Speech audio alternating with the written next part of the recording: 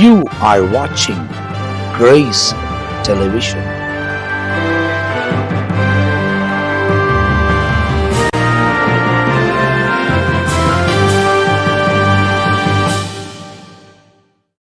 ஆண்டவரும் அருமை இரட்சகரமாக இருக்கிற இயேசு கிறிஸ்து நாமத்தில் இந்த நல்ல கால நேரத்தில் கர்த்தருக்கு நன்றிகளை செலுத்தி உங்களை நான் இயேசு நாமத்தில் வாழ்த்துகிறேன்.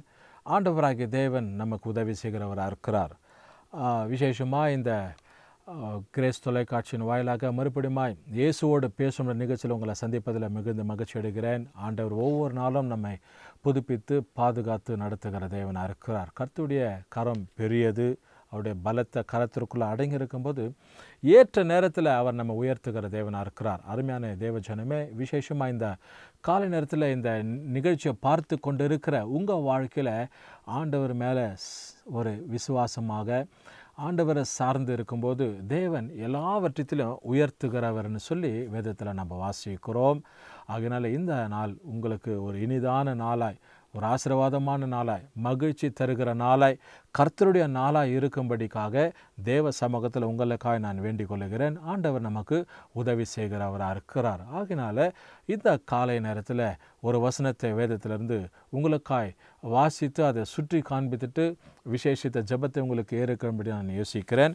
ஏசாயா எழுதின தீர்க்கதரிசன புத்தகத்தில் 49வது அதிகாரம், the book of Isaiah chapter 49 verses 16, 16வது வசனம் இப்படியாய் சொல்லப்படுகிறது. நான் உங்களுக்காக வாசிக்கிறேன் பாருங்கள். ஏசாயா 49:16 சொல்லப்படுகிறது. இதோ என் உள்ளங்கைகளில் உன்னை வரைந்திருக்கிறேன், உன் மதில்கள் எப்போதும் எனக்கு முன்பாக இருக்கிறது அப்படின்னு சொல்லி வேதத்தில் நான் வாசிக்கிறோம். Behold, I have graven thee upon my palms of my hands, thy walls are continually before me.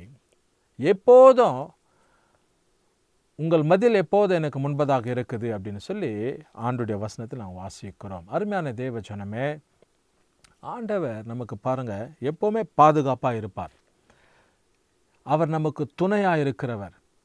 நம்மில் அவர் எப்போதுமே மகிழ்ந்திருக்கிற தேவனாக இருக்கிறார். அவருடைய பிள்ளைங்களை அவர் கண்டம் போதெல்லாம் ஒரு மகிழ்ச்சி அவருக்கு. ஏன்னா அவங்க பிள்ளைங்க எப்போவும் அவரை துதித்து கொண்டே இருப்பாங்க, அவர் ஆராதித்து கொண்டே இருப்பாங்க, அவருடைய சமூகத்தில் காத்து கொண்டே இருப்பாங்க. அதனால அவருடைய பிள்ளைகளுக்கு அவர் எப்படி இருக்கிறார்னா பாதுகாப்பாக இருக்கிறார், மதிலாக இருக்கிறார் அப்படின்னு சொல்லி வேதத்தில் நம்ம வாசிக்கிறோம். தேவன் நமக்கு மதிலாக இருக்கிறார். வசனம் சொல்ல நம்ம வாசித்தது போல அவர் நம்ம உள்ளங்கைகளில் வரைஞ்சிருக்கிறவராக இருக்கிறார். ஏதாவது ஒரு பொருட்களை எடுத்துக்கோங்க, நீங்கள் உள்ளங்கையில் வைத்து பாருங்கள், அது உங்கள் கைக்கு அடங்கத்தக்கதாக இருக்கும். அந்த அடங்கத்தக்கதான பொருட்களை நீங்கள் கைக்குள்ளே அடக்கி கொள்ளும்போது ரொம்ப அடக்கமாக அதை பிடிக்கிறதுலே ஒரு மகிழ்ச்சி இருக்கும், நமக்கு சந்தோஷம் இருக்கும். அப்படி போல் ஆண்டவர் தம்முடைய பிள்ளைங்களை உள்ளங்கையில் வரைந்திருக்கிறார்னு சொல்லி சொல்லப்பட்டிருக்கிறது. He has engraved, வரைந்திருக்கிறவர். ஆங்கிலத்தில் சொல்லப்படுகிறது engraved, அப்படியே பதித்திருக்கிறது. ஒரு பதிப்பு, ஒரு கல்வெட்டில் ஒரு பேரை எப்படி பதிக்கிறாங்களோ அப்படி நம்மை ஆண்டவர் தம்முடைய உள்ளங்கையில் பதித்திருக்கிறார்னு சொல்லி he has engraved us. அதனால அவர் நமக்கு பாதுகாப்பாக இருக்கிறார்னு சொல்லி அவர் நம்ம வரைந்திருக்கும் போது அதுதான் நமக்கு ஒரு பெரிய பாதுகாப்பு, நமக்கு எல்லையில்லாத ஒரு மகிழ்ச்சி. ஏன் அப்படின்னா தேவனே எனக்கு பாதுகாப்பாக இருக்கிறார், அவரே என்னை உள்ளங்கையில் வரைந்திருக்கிறார்னு சொல்லி. மாத்திரமில்லாதபடிக்கு அடுத்த பகுதி சொல்லப்பட, உன்னுடைய மதில்கள் எப்போது எனக்கு முன்பதாக இருக்கிறது. பிரச்சனை என்ன மதில், நெருக்கம் என்ன மதில், போராட்டம் என்ன மதில், அதுக்கப்புறம் வாக்குவாதம், கசப்பு, எத்தனையோ காரியங்களை நம்ம முன்வைத்து கொண்டு இருக்கலாம். இப்படிப்பட்ட மதில்கள் அவருக்கு முன்பதாக இருக்கிறதாம். அப்போ அவருக்கு முன்பதாக இருக்கும்போது அந்த மதில்கள் எல்லாவற்றையும் தகர்த்து ஆண்டவரே நமக்கு மதிலாக இருக்கிறார். இஸ் அவர் வால், அவர் நமக்கு பாதுகாப்பான ஒரு மதிலாக இருக்கிறார். அருமையான தேவஜனமே, இந்த நாளில் ஒருவேளை நீங்கள் யோசிக்கலாம், என்னுடைய வாழ்க்கையில் இவ்வளோ பெரிய போராட்டம், இவ்வளோ பெரிய ஒரு சவாலை நான் சந்திக்க வேண்டியதாக இருக்குது, இவ்வளவு நெருக்கத்திற்குள்ள நான் போயின்னு இருக்கிறேனே, யார் எனக்கு உதவி செய்வாங்க? யார் இந்த மதில்கள் எல்லாம் தகர்ப்பாங்க? இத்தனை மதில்களை நான் தாண்டி போக வேண்டியதாக இருக்குது. பிரச்சனை என்ன மதில் இருக்குது, வியாகுலம் என்ன மதில் இருக்கிறது, இதற்கும் கண்ணீர் என்ன மதில் இருக்குது, கசப்புங்க, வைராக்கியம், பல நெருக்கமான மதில்கள் நமக்கு முன்பதாக இருக்கிறது. எல்லாத்துக்கும் மேலாக வியாதி என்கிறதான ஒரு பெரிய மதில்கள். பாருங்க, இன்னைக்கு இந்த காரியங்களெல்லாம் சிந்தித்து எந்த மனுஷனாலும் நிம்மதியாக இருக்க முடியாது. இப்படி போல மதில்களை பிரச்சனைகளாய் வைத்து யாரும் நிம்மதியாக இருக்க முடியாது. அதனால தான் வசனம் சொல்லப்படுகிறது, தேவன் தம்முடைய பிள்ளைகளை அவர் பாதுகாக்கிறார். அவருடைய பிள்ளைகளுக்கு மதிலாய் இருக்கிறார். பாதுகாப்பு என்ன மதிலாய்?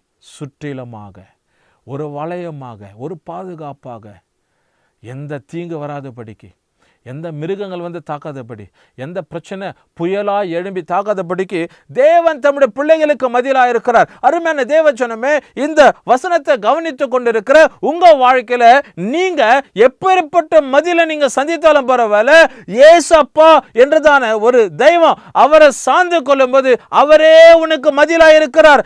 எந்த மதிலையும் நொறுக்கத்தக்கதான பெரிய மதில உனக்கு முன்பதாக நின்று ஆண்டவர் உனக்காக போராடுகிறவராக இருக்கிறார். உனக்காக ஜெயம் கொடுக்கிறவரா இருக்கிறார். உனக்காக பரிந்து பேசுகிறவரா இருக்கிறார். உனக்காக எல்லாவற்றையும் ஆளுகை செய்கிற மதிலாய் இருக்கிறார். இந்த காலை நேரத்தில் ஆண்டவராகிய தேவனுடைய வாழ்க்கை உன் கையில் இருக்கிறது. உன்னுடைய வாழ்க்கை தேவனுடைய கையில் இருக்குது. இதுதான் ஒரு ஒற்றுமை. உன் வாழ்க்கை தேவனோடு கூட இருக்கணும். தேவனுடைய வாழ்வான ஒரு காரியம் உன் கையில் இருக்கணும்.